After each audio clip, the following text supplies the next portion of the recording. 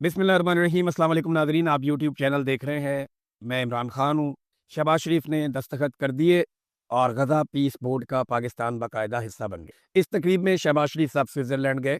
उनके साथ इस खुशी के मौके पर फील्ड मार्शल आसिम मुनीर भी मौजूद थे और शहबाज शरीफ ने गालिबन आसिम मुनीर की तरफ इशारा भी किया, डोनाल्ड ट्रंप को बताया और और मुझे ऐसा लगता है कि वहाँ पे आसिम मुनीर ही थे जिस तरफ शहबाज शरीफ ने इशारा करके बताया डोनाल्ड ट्रंप को, क्योंकि इसके अलावा कोई और वजह हो नहीं सकती इशारा करने। थोड़ी-सी गप्पे-शप्पे लगाई और उसके बाद ये दस्तखत किए। शहबाज शरीफ साहब ने बड़े फ़ख्रिया अंदाज़ में वो दस्तखत जो उन्होंने किए, वो ऐसे करके दुनिया को दिखाए भी कि देखें पाकिस्तान गज़ा पीस बोर्ड का हिस्सा बन गया। जो स्टेज था, जहाँ पे ये दस्तखत हुए, वहाँ पे कोई भी बड़ा आलमी रहनुमा मौजूद नहीं था। डोनाल्ड ट्रंप वहाँ पे थे और बाकी ममालिक भी वहाँ पे थे, लेकिन शहबाज शरीफ साहब पिछली लाइन में खड़े थे और देख रहे थे डोनाल्ड ट्रंप को गुजरते हुए। इन्होंने तालियां भी बजाई, बड़ी खुशी का इजहार किया। देखिए, अरब रहनुमा क्यों नहीं आए? मैंने वहाँ पे तुर्की के सदर को नहीं देखा, मैंने मोहम्मद बिन सलमान जो बहुत बड़े-बड़े कदावर 2 बड़े रहनुमा हैं, मैंने दोनों को नहीं देखा।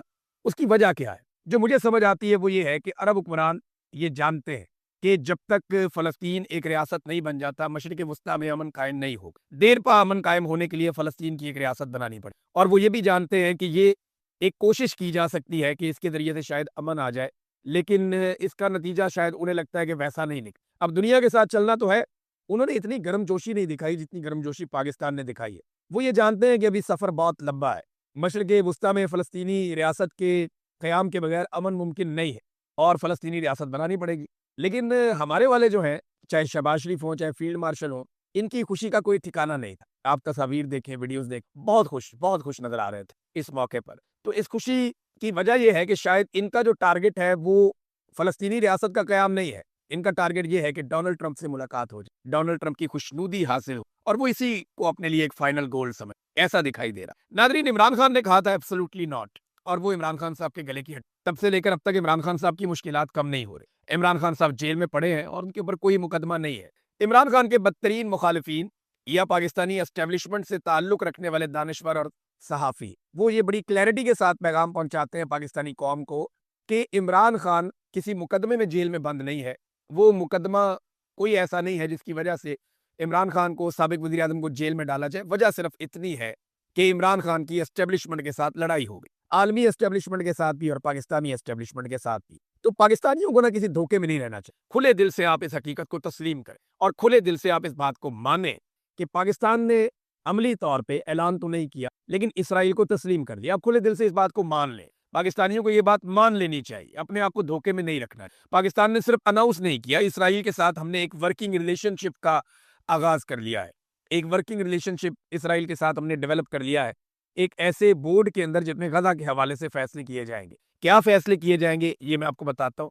लेकिन डोनाल्ड ट्रंप ने हक अदा कर दिया दोस्त। लेकिन अगर इसराइल की दोस्ती का हक आज तक किसी भी अमरीकी सदर ने अदा किया है, तो डोनाल्ड ट्रंप से बढ़ के किसी ने नहीं। नेतन्याहू ने आज से 1 डेढ़ माह पहले एक जुमला कहा। नेतन्याहू ने कहा था कि व्हाइट हाउस में इसराइल को आज तक कभी ऐसा दोस्त मैसर नहीं आया, जैसा डोनाल्ड ट्रंप की सूरत में। और डोनाल्ड ट्रंप ने इस बात को सच साबित किया और इस दोस्त ने, यानी डोनाल्ड ट्रंप ने, इसराइल के तमाम मुखालिफिन को एक प्लेटफॉर्म पर लाकर जमा कर दिया। ये एक बहुत बड़ी कामयाबी है। जिस काम से इमरान खान साहब ने इनकार किया था, वो काम शहबाज शरीफ साहब ने खासी खुशी के साथ कर दिया। ये तस्वीर आप देख सकते हैं। कोई भी मशहूर आलमी रहनुमा यहाँ पे मौजूद नहीं था।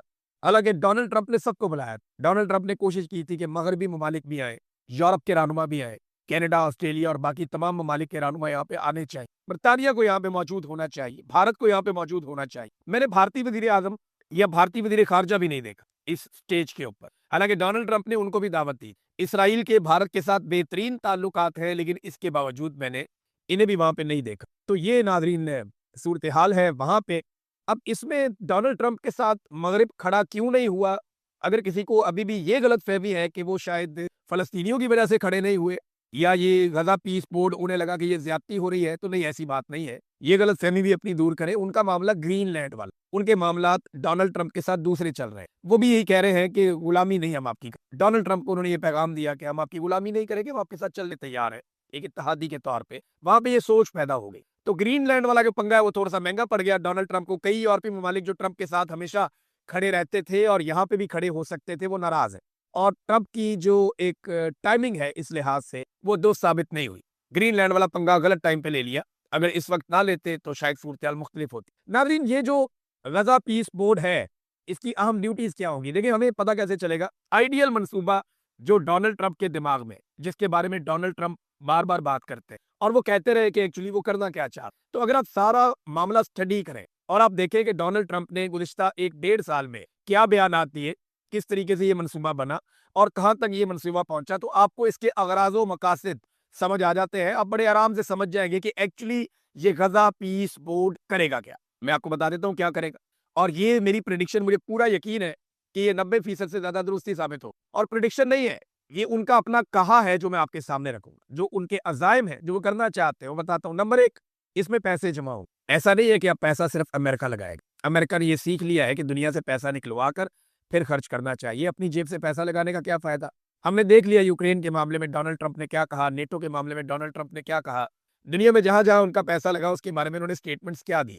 گزشتہ جب ان کا دور تھا تو انہوں نے پاکستان کے بارے میں بھی ایسا ہی سٹیٹمنٹ دیا تھا، جس پہ عمران خان صاحب نے انہیں ٹکا کر جواب دیا، اور پھر ڈونلڈ ٹرمپ کو اپنی غلطی کا احساس ہوا۔ لیکن اب پیسے جمع کیے جائیں گے دنیا سے۔ نمبر 2، تعمیرات ہوگی وہاں پہ غزہ میں، بہت بڑے پیمانے پر تعمیرات ہوگی۔ سب سے پہلے تو دیکھیں ملبہ ہٹایا، لیکن اس کام کے لیے غیر ملکی وہاں جا نہیں سکتے، وہ تب تک نہیں جا سکتے جب تک کہ حماس کا وجود وہاں پر موجود ہے۔ وہ حماس کو ختم کیے بغیر وہاں پہ نہیں جائے گے، بین الاقوامی لوگ وہاں پہ نہیں آئے گے، تو پھر حماس کا مکمل صفایا کرنا پڑے گا۔ یہ کام کون کرے گا؟ غزہ پیس بورڈ۔ اس میں 2 چیزیں ہیں، ایک پیس بورڈ ہے جس کے اندر یہ سارے ممالک شامل ہیں، اور ایک ایگزیکٹو کمیٹی ہے جس کے اندر ڈونلڈ ٹرمپ، ان کی کچن کیبنٹ، ان کے داماد ہیں، ان کے وزراء ہیں، ان کے قریبی ساتھی ہیں، ٹونی بلیئر ہیں، اور ایک بہت بڑے اسرائیلی بزنس مین ہے۔ یہ سارے لوگ، ورلڈ بینک کا اس کے اندر جو صدر ہے وہ بھی اس کے اندر شامل ہے۔ تو یہ سارے لوگ مل کر ایک ایگزیکٹو کمیٹی بنا جو غزہ سے متعلق بڑے اور اہم فیصلے وہ کرے گی۔ یہ بورڈ کے اندر صرف تجاویز آیا کرے۔ ڈونلڈ ٹرمپ کے پاس ویٹو کی طاقت ہے۔ ڈونلڈ ٹرمپ جو کہہ دے گا اس بورڈ کو وہ کرنا پڑے گا، وہ نہیں کرے گا وہ باہر ہوگا، فارغ ہو جائے گا۔ تو ڈونلڈ ٹرمپ کے پاس ساری کی ساری طاقت ہے۔ ویسے بھی ڈونلڈ ٹرمپ کی بات مانیں گے یہ سارے جو لوگ آئے۔ تو حماس کا مکمل صفایا کیا جائے گا، اور یہی بورڈ جس کے اندر آج شہباز شریف اور ہمارے فیلڈ مارشل شامل ہوئے، یہی بورڈ ذمہ دار ہوگا، کیونکہ دیکھیں جو فوجیں جانی ہیں نا، ان میں ایک فوج پاکستان کی ہونی چاہیے، کیونکہ پاکستان نے اس کے لیے عرضی ڈالی۔ پاکستان کی بطور ریاست یہ خواہش ہے کہ غزہ کے اندر حماس کو کنٹرول کرنے کے لیے پاکستان کی فوج کو ضرور بھیجا۔ اس لیے پاکستان نے ایک عرضی بھی امریکہ کو ڈالی ہے، اور یہ بات امریکہ کے وزیر خارجہ نے بتائی ہے، کوئی اور نہیں بتا۔ تو حماس کا مکمل صفایا کرنا پڑے گا اگر وہاں پہ تعمیرات کا آغاز کرنا ہے، ملبے کو ہٹانا ہے تو، اور پھر تعمیرات کا آغاز کیا جائے۔ فلسطینی عوام کو مختلف ممالک میں منتقل کر دیا جائے، یہاں سے ایک بہت بڑا انخلا بھی ہوگا، بڑے پیمانے پر لوگوں کو نکالا جائے گا، جو نہیں نکلیں گے انہیں مخصوص علاقوں میں محدود کر دیا جائے گا، اور پھر جو انخلا ہو گیا یا لوگ محدود ہو گئے تو اس کے بعد پھر تعمیرات کا آغاز ہو جائے گا۔ یہ دنیا کی سیر و سیاحت اور کاروباری نقطۂ نظر سے ایک بڑی زبردست جگہ بن جائے گا غزہ۔ کاروباری لوگ یہاں پہ آ جائیں گے، بہت بڑے پیمانے پر یہاں پہ سیاحت ہو، یہاں پہ بہت بڑے بڑے ریزورٹس بنیں گے، 5 اسٹار 7 اسٹار ہوٹلز بنیں گے، یہ سارا کچھ یہاں پہ کیا۔ اچھا، پھر یہ بورڈ کیا کرے گا؟ یہ لبنان میں حزب اللہ کی باری آئے گی، اور حزب اللہ کو جڑ سے اکھاڑ پھینکا جائے گا، اور یہ کام بھی جیسے پاکستان کی فوج ہے یا دیگر کچھ فوجیں ہیں، امریکہ کی فوج ہے، اسرائیل کی فوج ہے، انڈونیشیا کی فوج ہو، کچھ اور ممالک کی فوج، 2 ملکوں کی فوج کے اوپر اعتراض کیا نیتن یاہو نے، جن میں ایک قطر کی فوج ہے اور ایک ترکی کی فوج ہے۔ ان دونوں کو نہیں آنا چاہیے۔ ان کے علاوہ جو باقی فوجیں ہیں وہ مل کر اس کے بعد حزب اللہ کو جڑ سے اکھاڑ پھینکیں گے، اور پھر لبنان کے اندر بھی اسرائیل کا اچھا کنٹرول ہو جائے گا۔ پھر اس بورڈ کا مقصد ہے اسرائیل کا قبضہ مضبوط کرنا اور اس کے دفاع کو بہتر کرنا، اس کو تحفظ دینا، مشرق وسطیٰ میں اسرائیل کے خلاف تمام خطرات ایک ایک کر کے ختم کر۔ یہ ڈونلڈ ٹرمپ کی ایک خواہش ہے، بطور دوست وہ اسرائیل کے ساتھ پوری طاقت سے کھڑے ہیں، اور ڈونلڈ ٹرمپ نے جو اسرائیل کے لیے کیا وہ شاید کوئی بھی امریکی صدر نہ کر پایا، نہ شاید آئندہ کر پائے۔ تو ڈونلڈ ٹرمپ کو ہمیشہ اسرائیل کے نقطہ نظر سے ایک بڑی قدر کی نگاہ سے دے، تو ایک ایک کر کے جو ہے وہ اسرائیل کے لیے جو تمام خطرات ہیں مشرق وسطیٰ میں انہیں ختم کیا جائے گا۔ اور ایک بات، یہ جو امید بار بار باندھی جاتی ہے، لوگ بار بار یہ، تو آپ خاطر جمع رکھیں، اس بورڈ میں کسی بھی لمحے کسی بھی جگہ پہ یہ چیز ڈسکس نہیں ہوئی کہ فلسطینی ریاست کا قیام عمل میں آئے گا۔ اس پہ دیکھیں ڈونلڈ ٹرمپ سے جب اس کے بارے میں بات کی اور جب انہوں نے اپنے 20 نکات دی تو انہوں نے کہا تھا سارا کچھ ہونے کے بعد پھر اس پر غور کیا جائے گا کہ کیا ایک فلسطینی ریاست بنائی جا سکتی، یعنی اس کو ایک سوال کی طرح رکھا، اور یہ اینڈ پہ رکھا انہوں نے، اور اس کا کوئی امکان بھی انہوں نے ظاہر نہیں، جبکہ نیتن یاہو بڑی کلیئرٹی کے ساتھ کہہ چکے ہیں کہ فلسطینی ریاست کبھی بھی عمل میں نہیں آئے گی۔ تو 2 چیزیں تو آپ یاد رکھیں کہ یہ بورڈ نہیں کرے۔ نمبر 1 فلسطینی ریاست کا قیام، خاص طور پہ اقوام متحدہ کی قراردادوں کے مطابق، اور نمبر 2 اسرائیل کے جنگی جرائم پر گرفت، کہ یعنی اسرائیل نے جو جنگی جرائم کیے، بہت سارے بچے خواتین وہاں پہ قتل ہوئے، بہت بے شمار شہید کر دیے گئے لوگ، اس کے اوپر کبھی اسرائیل کی پکڑ ہوگی تو جی نہیں، یہ بورڈ موجود ہے، اس بورڈ کے مینڈیٹ میں یہ کبھی نہیں ہوگا، اور یہ ہوتا ہوا تو میں بالکل نہیں رہا۔ تو آپ خاطر جمع رکھیں، چند چیزوں کی کلیئرٹی ہے اور بڑی صاف صاف کہ پاکستان کی ریاست نے، عاصم منیر صاحب نے اور شہباز شریف صاحب نے مل کر غزہ پیس بورڈ کو جوائن کر، اس کے مقاصد میں نے آپ کو بتا دیے۔ ڈونلڈ ٹرمپ بہت خوش ہیں، اسرائیل بہت خوش ہے، پاکستان کا اسرائیل کے ساتھ پہلی مرتبہ ایک زبردست قسم کا ورکنگ ریلیشن ڈیولپ ہو چکا ہے، اور اس سلسلے میں اب غزہ میں تعمیرات کی جائیں گی، وہاں پہ فورسز تعینات ہوں گی، اور وہاں پہ حماس کو غیر مسلح کیا جائے گا، حماس کا صفایا کرنے کے بعد حزب اللہ کو جڑ سے اکھاڑ پھینکا جائے گا۔ یہ وہ ڈیولپمنٹس ہیں جو ہونے جا۔ اب ناظرین، پاکستان کے اندر جو رد عمل ہے نا، وہ بڑا انٹرسٹنگ ہے، اور دیکھیں اگر فضل الرحمان صاحب خود جا کے نیتن یاہو کو گلے بھی لگا لیں نا، نیتن یاہو کے ساتھ جھپیاں بھی ڈالیں، تو مجھے کیا اعتراض ہو سکتا؟ کوئی اعتراض نہیں۔ ہاں، لیکن میں یہ بتانا چاہوں گا کہ فضل الرحمان صاحب کل کیا تھے اور آج کیا۔ بے شک فضل الرحمان صاحب اسرائیل کو تسلیم کریں، اسرائیل کے دورے کریں، بے شک نیتن یاہو صاحب سے جا کر وہ جھپیاں ڈالنا چاہیں، ان کی اپنی چوائس ہے، وہ جو مرضی کریں، لیکن میں یہ بتانا چاہتا ہوں کہ فضل الرحمان صاحب نے گونگلوں سے مٹی جھاڑی ہے کہ جناب اس ایوان کو اعتماد میں کیوں نہیں لیا۔ عمران خان صاحب کے دورے حکومت میں نا ایک جعلی قسم کی خبر آئی تھی اور ایک پروپیگنڈا ہوا اسرائیل کو لے کر، تو فضل الرحمان صاحب جو ہے نا، ان کی ٹون اتنی سخت تھی، چڑے ہوئے تھے فل ٹائم، آگ بگولا ہو گئے تھے فضل الرحمان صاحب، بہت غصے میں تھے فضل الرحمان صاحب۔ فضل الرحمان صاحب کنٹرول ہی نہیں کیے جا پا رہے تھے۔ یہ اس وقت کی بات ہے جب عمران خان صاحب کا دور تھا، تب یہ سڑکوں پہ آ جاتے تھے، احتجاج کرتے تھے، فتوے لگاتے تھے، بہت غصے میں رہتے تھے جب کچھ بھی نہیں ہوا تھا۔ لیکن اب ذرا وہی جو فضل الرحمان صاحب ہے، ان کی ذرا آواز اور ان کی ٹون آپ ملاحظہ فرمائیے کہ وہ کس طریقے سے بات کر رہے ہیں، ان کی آواز کے اندر وہ اٹھان، وہ جذبات، وہ تلاطم، خود سارا کچھ نہیں ہے۔ ذرا سنیں آپ فضل الرحمان صاحب کو، یہ آواز سنیں۔ دیکھنا چاہیے، ان کی اصل اسٹیپ موڈ وہی ہے اور قریب وہی ہے، اور اس کے جو ہمارے وزیر خارجہ نے بھی کہا تھا کہ ہمارے واپسی کے بعد ٹرمپ کے جو 20 نے کہا ڈیئر لائٹ قانونی آواز ہی نہیں نکل رہی فضل الرحمان صاحب، عمران خان کے دور میں پڑھ کے آج مولوی صاحب کی آواز ہی نہیں نکل رہی، یہ آواز نکلنی بھی نہیں اللہ کے حکم سے۔ فضل الرحمان صاحب کو تھوڑا سا گراؤنڈ دیا جائے گا تھوڑے دن کے بعد جب معاملات حل ہو جائیں گے۔ میں جانتا ہوں کہ اسٹیبلشمنٹ کا یہ طریقہ کار، خبر نہیں دے رہا میں آپ کو انالیسس کر رہا ہوں کہ اسٹیبلشمنٹ کا یہ طریقہ کار ہے کہ وہ اپنے مخالفین کو تھوڑا تھوڑا وہ زندہ رکھتے ہیں تاکہ لوگوں کو لگے کہ نہیں لوگ کھڑے ہیں ابھی۔ فضل الرحمان صاحب کو تھوڑا سا گراؤنڈ دیا جائے گا، یہ غزہ کا نام لے کر، ختم نبوت کا نام لے کر کچھ کانفرنسز کریں گے، کچھ جلسے ان کو اجازت دی جائے گی، بڑے پرامن طریقے سے یہ آیا کریں گے، اپنا جلسہ کیا کریں گے، تقریر کیا کریں گے اور چلے جائیں گے۔ فضل الرحمان صاحب نے ہمیشہ اسٹیبلشمنٹ کی بی ٹیم کا رول پلے، لہذا اگر کسی کو پاکستان میں فضل الرحمان صاحب سے یہ امید لگی ہے کہ وہ غزہ پیس بورڈ میں پاکستان کے شامل ہونے کو رکوا سکتے ہیں یا یہاں پہ کوئی تحریک کھڑی کر سکتے ہیں، تو جناب آپ ٹھنڈا پانی پی کے سو جائیں، ایسا کچھ نہیں ہوگا۔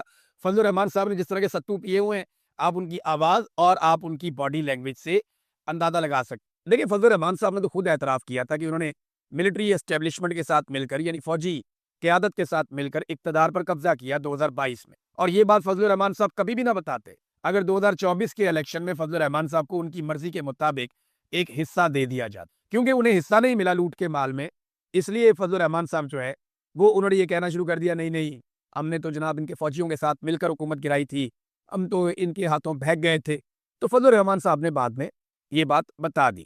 تو یہ ہمیشہ سے اسٹیبلشمنٹ کی بی ٹیم کے طور پہ کام کرتے ہیں، چاہے فضل الرحمان صاحب ہوں، چاہے جماعت اسلامی ہو، چاہے بہت ساری اور مذہبی، تو یہ چلتا رہتا ہے اسی طرح۔ ناظرین، پیوٹن نے اس کے اوپر فضل الرحمان سے بہتر بیان دیا، اور پیوٹن نے بڑا زبردست بیان دیا، پاکستان سے اس قسم کے بیان کی توقع کی جا رہی تھی۔ اور میں آپ کو ایک چیز اور بتاؤں، اگر پاکستان کھڑا ہو جاتا نا اس معاملے پہ، ڈٹ جاتا کہ ہم دستخط نہیں کر رہے، تو میں آپ کو یہ بتاتا ہوں کہ سعودی عرب کے لیے بھی مشکل ہو جاتا اور ترکی کے لیے بھی مشکل ہو جاتا اور دنیا کے بہت سارے ممالک کے لیے مشکل ہو جاتا۔ تو اس لیے پاکستان سے پہلے کام یہ کروایا گیا، پاکستان سے پہلے اسٹیٹمنٹ دلوایا گیا، اس کے بعد پھر باقی بھی، کیونکہ پاکستان جب ایک ملک کھڑا ہو جاتا ہے نا تو باقی ملکوں کے لیے مشکل ہو جاتا ہے کہ نہیں انہوں نے پوزیشن، ہمیں بھی یہ پوزیشن لینی چاہیے، ان کے اوپر دباؤ آ جاتا ہے، اخلاقی دباؤ۔ لیکن شہباز شریف صاحب اور کھڑے ہونے کا معاملہ، یہ تو سوال ہی پیدا ہے۔ ڈاکٹر صابر ابو مریم ہے، جنہوں نے فلسطین کے مسئلہ پر پی ایچ ڈی کی ہے اور یہ سیکرٹری جنرل فلسطین فاؤنڈیشن بھی ہیں، انہوں نے پیوٹن کا ایک بیان جو ہے، پیوٹن نے کہا کہ روس اس وقت تک کسی نام نہاد امن کونسل میں شامل نہیں ہوگا جب تک کہ فلسطینی عوام کو اقوام متحدہ کی قراردادوں کے مطابق مکمل حقوق کی ضمانت نہیں دی جاتی۔ اب آپ اندازہ کریں، یہ بات محمد بن سلمان نے بھی کہی، یہ بات پیوٹن نے بھی کہی، لیکن یہ بات ہمارے حکمران نے ان سے کہیں بھی نہیں جائے گی۔ ناظرین، پاکستان میں پالیٹکس کے حوالے سے 2-3 بڑی اہم ڈیولپمنٹس ہیں لیکن میں یہ چاہتا ہوں کہ اگلے ویلاگ میں آپ تک پہنچاؤں اور اس سارے ویلاگ کو ہم اسی ایشو تک محدود رکھیں. تو پاکستان نے بالآخر وہ کیا ہے جو پاکستان اپنی 70-80 سال کی تاریخ میں نہیں کرا. قائد اعظم محمد علی جناح کا ایک نقطۂ نظر تھا. آج پاکستان کا وہ نقطۂ نظر نہیں ہے. پاکستان بہت آگے بڑھ گیا ہے. یہ ایک نئے طرح کے دور کا آغاز ہے. اور پاکستان کی ملٹری اسٹیبلشمنٹ جو گزشتہ کئی سالوں سے سوچ رہی تھی کہ اسرائیل کے ساتھ تعلقات کو نارملائز کیا جائے، وہ سلسلہ اب تقریباً مکمل ہو چکا ہے. آپ کے سامنے صرف ایک اناؤنسمنٹ نہیں ہے. آج نیتن یاہو جن ممالک کی افواج کو ویلکم کرتا ہے ان میں قطر اور ترکی شامل نہیں ہے، اور پاکستان جو ہے وہ ان میں شامل ہے، کیونکہ نیتن یاہو نے پاکستان پہ کسی قسم کا کوئی اعتراض نہیں کیا. اب تک کے لیے اتنا ہی. اپنا خیال رکھیے گا، اپنے چینل کا بھی. اللہ حافظ.